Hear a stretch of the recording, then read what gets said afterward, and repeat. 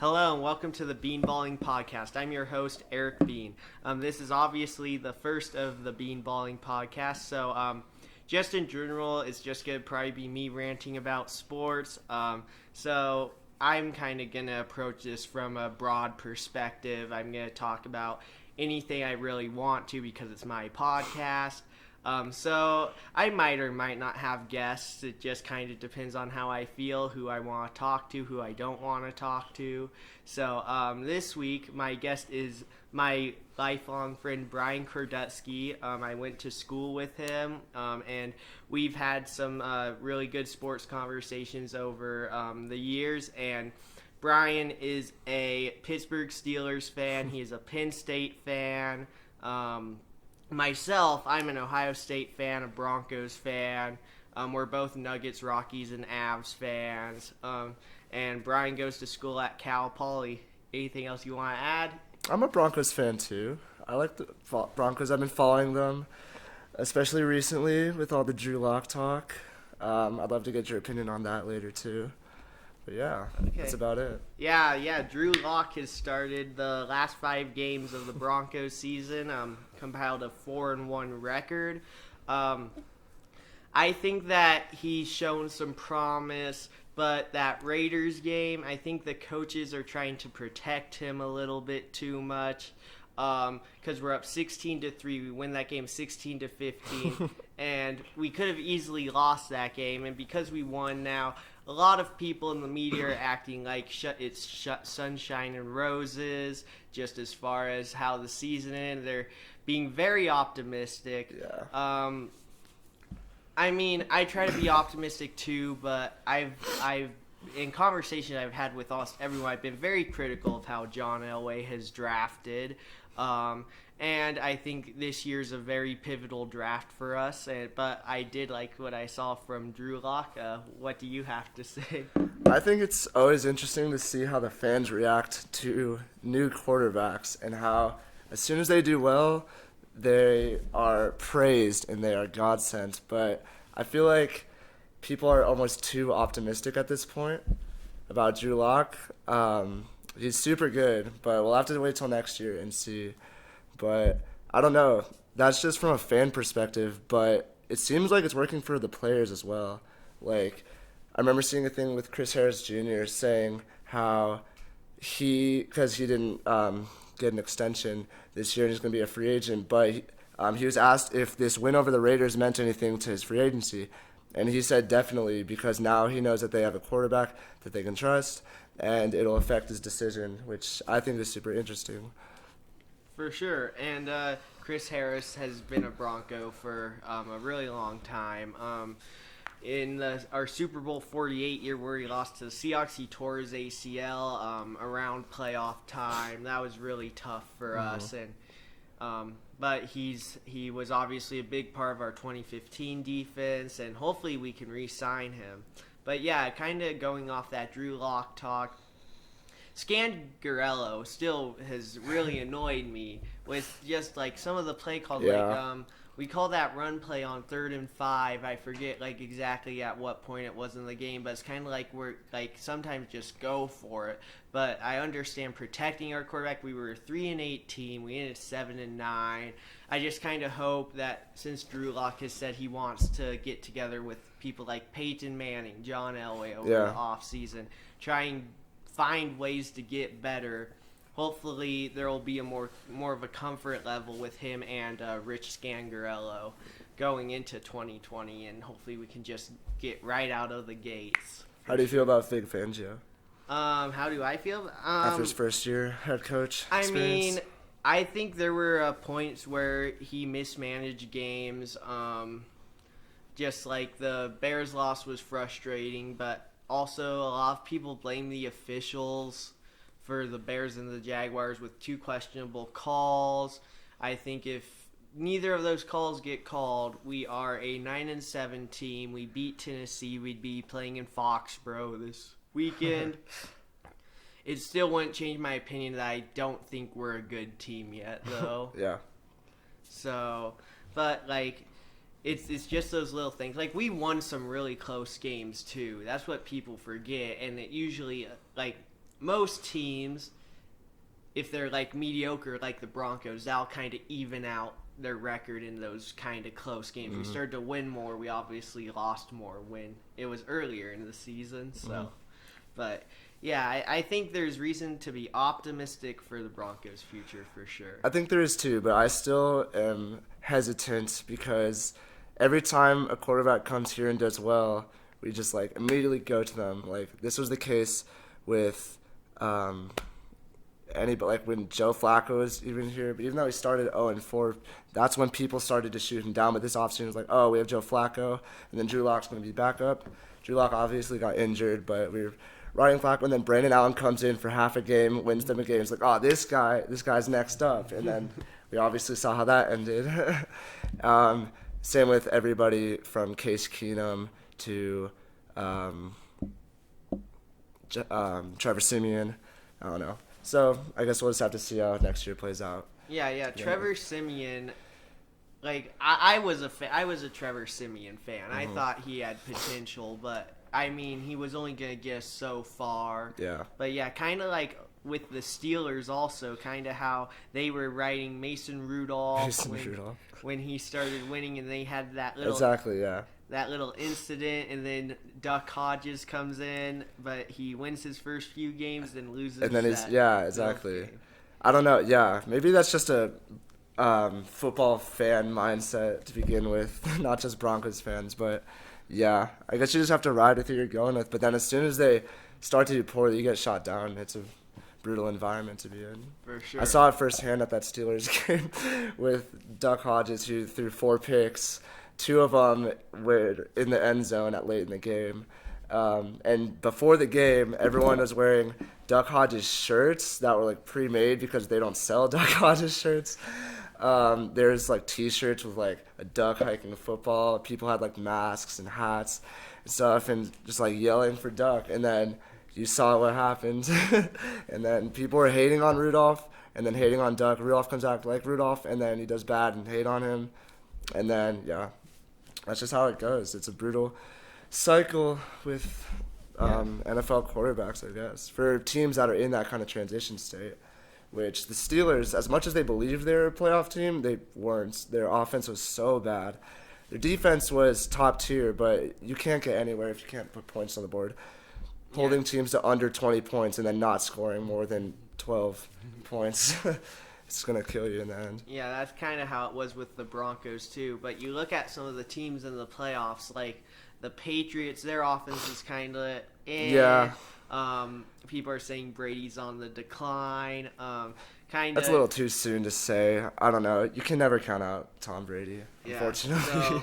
So, we'll get back to the Patriots game in a second. We'll kind of go in order based on when the games are being played. First game, obviously, you saw the Bills in action.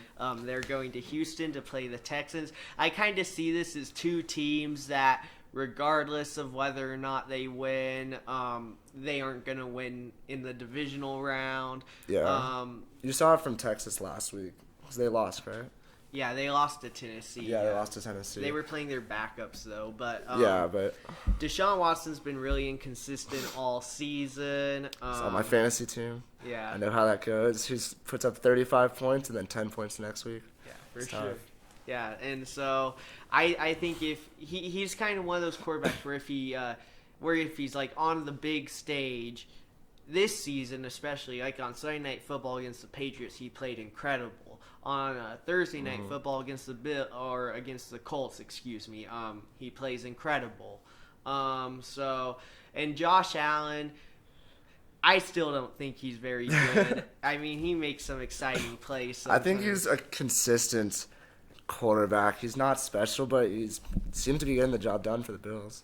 Yeah. I mean, their defense is definitely carrying them, but they produce more than the Steelers do in that, because they're 2 very similar teams with like very subpar offenses but insane defenses. But the Bills, the difference is there, they can still put up points. They have Singletary putting up like constant yardage for them, and he doesn't look like he can be stopped when he's on and going off. So I don't know, but Josh Allen is there and he can fill that role. Fill that role enough to where the Bills can still put up some points.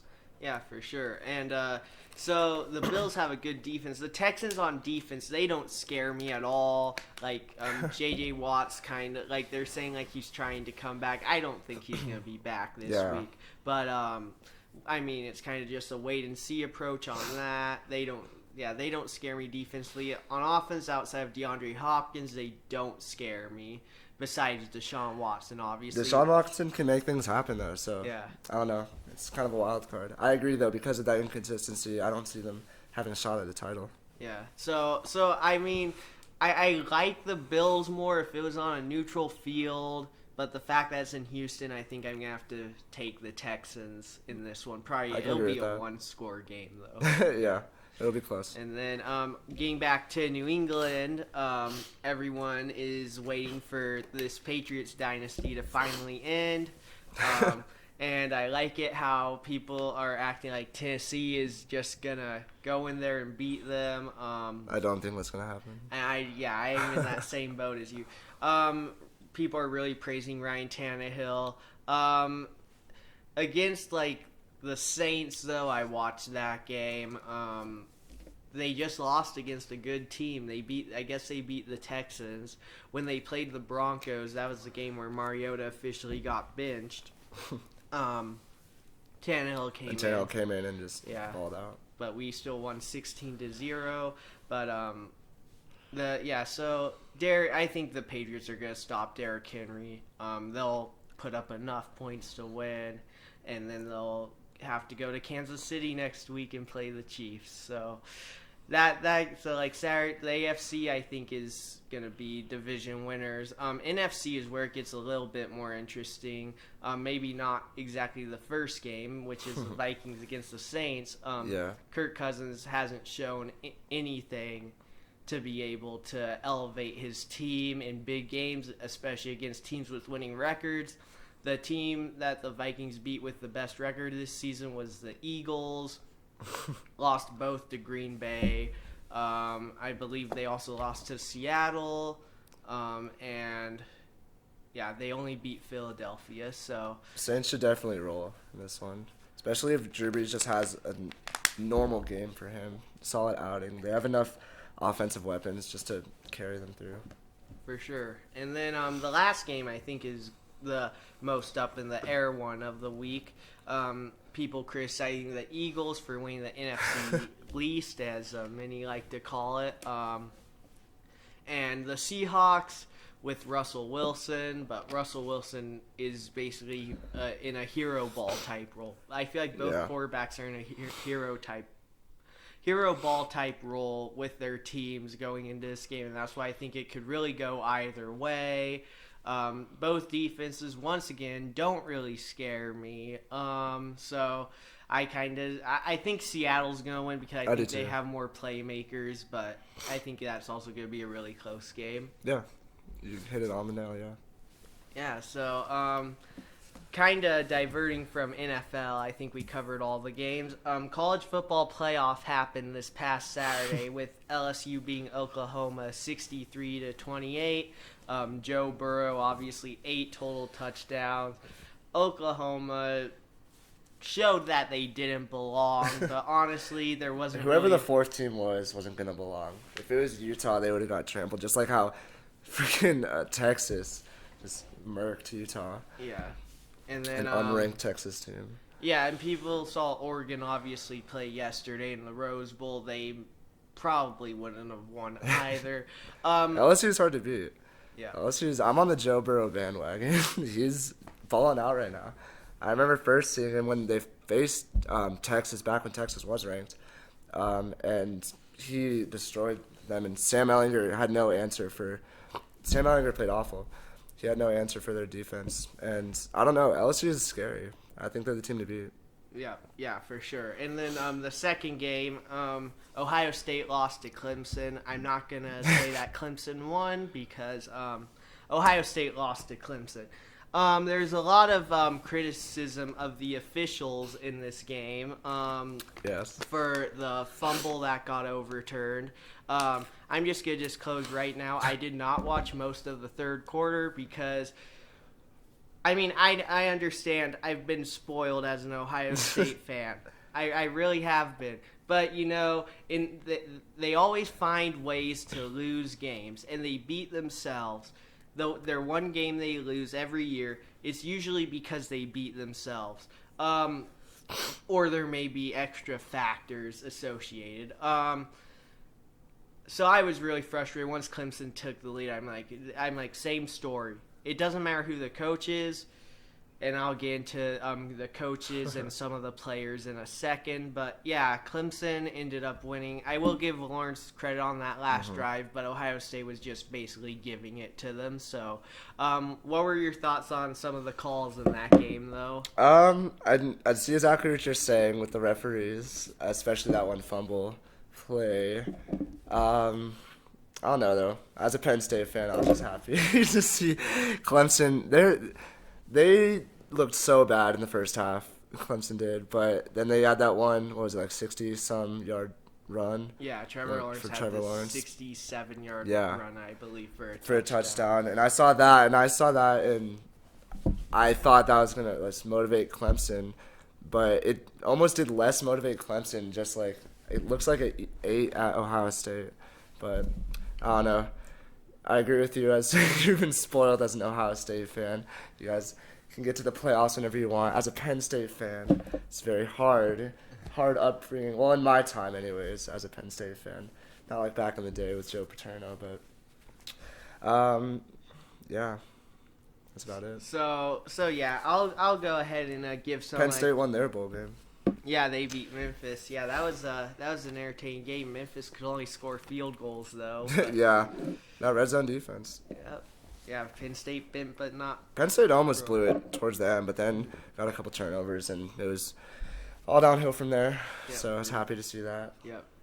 So yeah, Ohio State. I'm not blaming the officials for this game. So basically, there's two plays where J.K. Dobbins has walk-in touchdowns. The first one is initially called a touchdown. It was a bad throw by Justin Fields. I'd say Justin Fields probably gets most of the blame for that one. The second one, though, walk-in touchdown. People say J.K. Dobbins is this legendary Ohio State running back.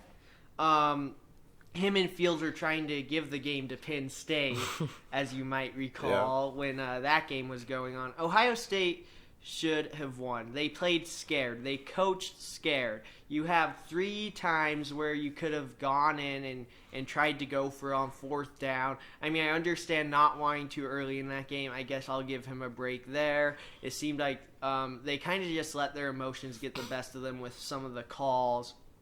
But J.K. Dobbins catches 2 touchdowns. We win that game in spite of everything. And then the 4th quarter, we get the ball back. Ohio State gets the ball back with 10 minutes left.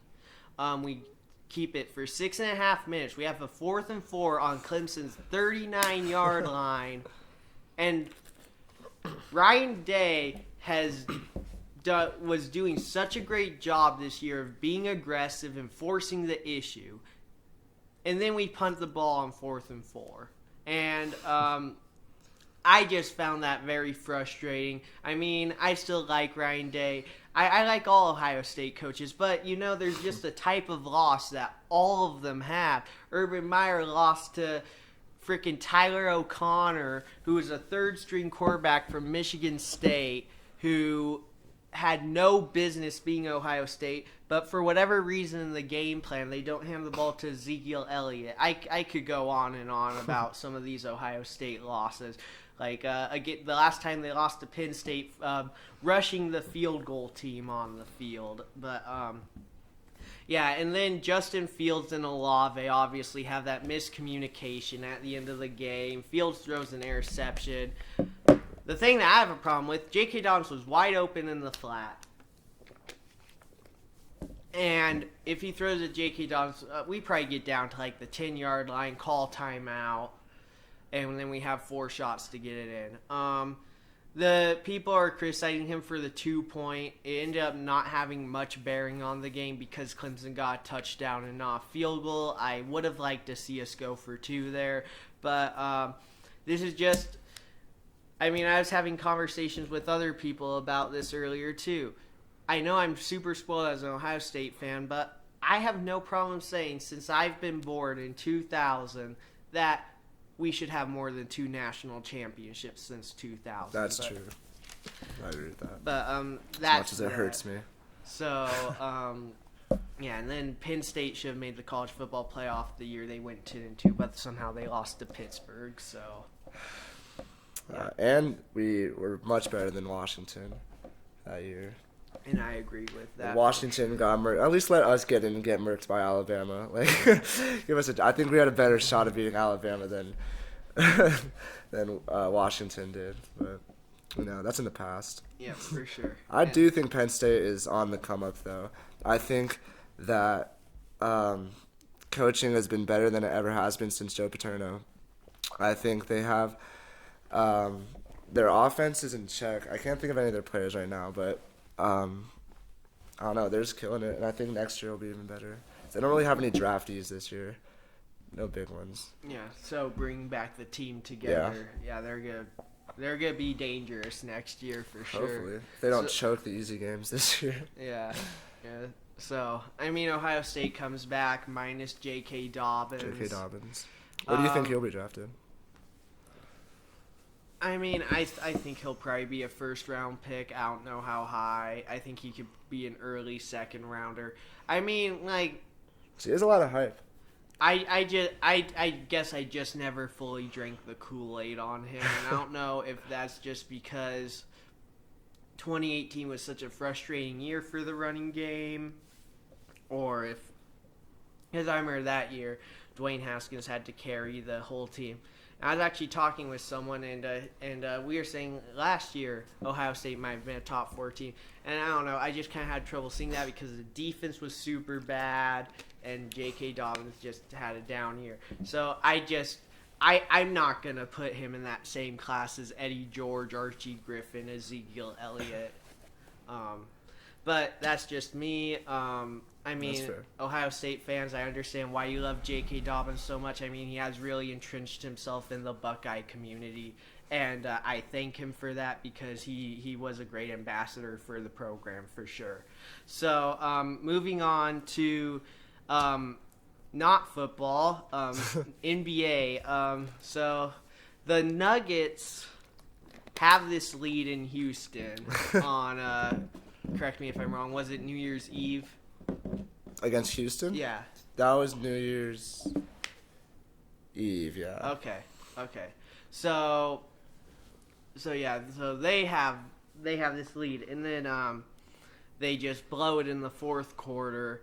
I mean, I don't watch many Nuggets regular season games. A big gripe I had with them in the playoffs last year is that I believe we were better than Portland. We were way better than San Antonio. Yep.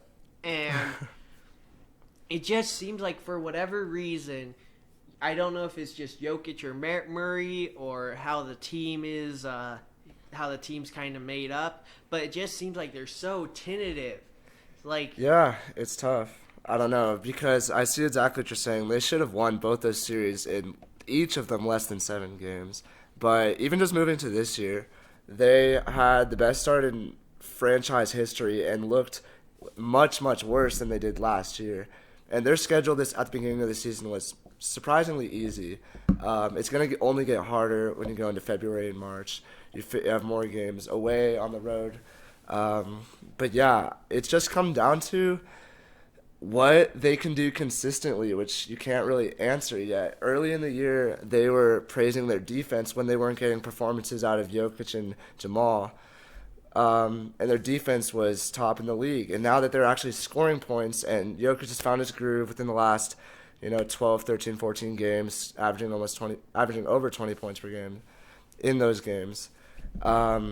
We're scoring over 110 most games, and then we still can't find a way to win those games because our defense has been let down. And that can be attributed to lack of consistency in the rotation, because you either play 2 of these 4 guys. You either play Torrey Craig, Michael Porter Jr., Juancho Hernan-Gomez, or Malik Beasley.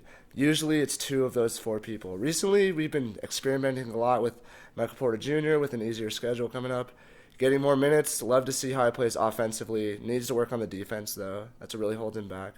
So when you put in someone like a Michael Porter Jr. instead of a Torrey Craig, then you're obviously you're sacrificing that defensive efficiency for offensive efficiency. But right now, if Jokic is doing well and scoring like he is, Jamal is always going to be inconsistent. He needs to take the next step, like a Damian Lillard type leap. When he went from his 4th year in the league, Damian Lillard, he made a huge jump and was averaging so many more points per game. I think started averaging like mid-20s. Jamal needs to start averaging those numbers because he has the talent to. But anyways, he super inconsistent, so I don't know. It's hard when you don't have a consistent rotation. You don't know what you're going to get. A lot of times they do it game-by-game basis. If you're playing a Lakers team with LeBron and AD, you're going to be playing Torrey Craig and Jeremy Grant a lot more. Give those one-on-one matchups. But then we face teams like the Suns, and we go for offensive efficiency, and we can't stop them to save our life. Even if we win a lot of those games, we should be killing those games. Did you see the Suns last night against Houston? Or against the Lakers. Yeah. I saw they started to come back a little bit. The first quarter, though, is 43-14. It's ridiculous. There's no reason the Nuggets can't do that, especially when upgrading their defense this year with a Jeremy Grant who can help you at so many positions, and he's shown to be that. But I don't know, it's just inconsistent. I saw a thing from Michael Malone, too, that because the Nuggets had a huge third quarter against the Rockets and came back and had a lead. And then the Rockets started, I think, like a 9-0 run and then like a 14-4 run in the fourth quarter. Couldn't answer James Harden. And I saw Michael Malone say, or he was asked by a reporter, what happened to the double teaming, and he said, I don't know, you have to ask the players that, because that was always in our game plan, was to double team James. And then they started to go away from it, and then as soon as you're caught in the middle of that, you're just going to get beat, especially if it's someone like James Harden who can make that play. I don't know, usually they play down to their opponents, which is so frustrating as a fan, but then they play these greater teams and will show spurts of how good they are, especially on nationally televised games. And then we'll always find a way to lose those games. And again, with nationally televised games, they're not showing that they're a contender to anybody else besides the fans in Denver that watch them consistently. Yeah, for sure. And of course they lost to New Orleans, one of the more... I was at that game. Not as good teams in the NBA, with all due respect, on national TV. It was just like, I remember watching Game 1 of the San Antonio series last year. And I was at Game 1. Yeah. Yeah. And we lost that game too. And that was so frustrating. And it's, I don't know. That was kind of when I was like, yeah, we may end up winning this series. We may make it to the Western Conference Finals even. But like this season, I'm kind of in that same boat. Like, we may win a series, but against the Clippers, everything's going to be stacked against us. Mm-hmm. Yeah. With that, you just need to up your defensive efficiency and hold people to less points. I think Jokic was going to come out and do his thing. He's been really consistent as of late, which is super nice to see. Even in the loss against the Rockets, he's put up, I think, 24 or 26. Jamal, on the other hand, is very inconsistent. He has a really high ceiling that he needs to get to soon, but the more he waits, the lower that ceiling gets. So, I don't know. Yeah, it's hard to see them, because right now I think they're second in the West still, unless they just dropped. But, yeah, they're still second in the West, but it doesn't look like it. You look at the Rockets, who they just lost to by almost 30 points, and the Clippers are right below them. And those are the 3 and 4 seeds. I think they're better than the Mavericks at the 5 seed. So they're looking like the 4th best team in the West to me. But they're still finding ways to win the games. Like I said, their schedule earlier this season, it was a very easy schedule, and it's only going to get harder. So I guess that'll be the time for them to prove their worth, especially to the rest of the league. Yeah, for sure. And just like It's just so frustrating when it's like it seems like all Denver teams do this. They just have lingering problems they can't fix, like the Avs losing to the Winnipeg Jets 7-4 on New Year's Eve. Just kind of reaffirms the fact that the back end is still a problem for them. It's just so frustrating when these teams can't take it. Just doesn't seem like they can take that next step. So, but we'll see what happens with it all, I guess. And so, is there anything else you want to add? I don't think so. I think it's turned out really well. It's a lot of fun. I'd love to come back and talk some more sports. Hopefully, this will be later, and the NBA season. We'll see how things shape out. Yeah, for sure. Yeah. Yeah. And then that'll be about the time when MLB is starting up too. Yeah. That'll be good conversations to have. And Rockies, I actually saw a report today that, it was from John Morosi, I think. They're like, oh, there's a 50-50 chance we'll trade Nolan. And it seems like a lot of people are criticizing that, saying, like, it's not going to happen. But it's a hard, almost reality to swallow, because obviously you don't want to give that up for what are you going to get, pitching prospects? Yeah. But, yeah, so it's hard, but, and we just signed him to a big deal, so.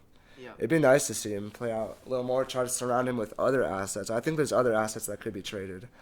I don't know. David Dahl really showed out this year, but he could honestly make really good trade value if we're producing in the offensive ends. Really, it comes down to like every year, it comes down to pitching, which is really hard. Can pitching stay healthy and can they be consistent enough? Like you got a Tyler Anderson who. Yeah, exactly. You cringe when you hear that name. When he goes from just insane numbers to what he did last year. And, yeah. I don't know. Yeah. It'll be interesting to see.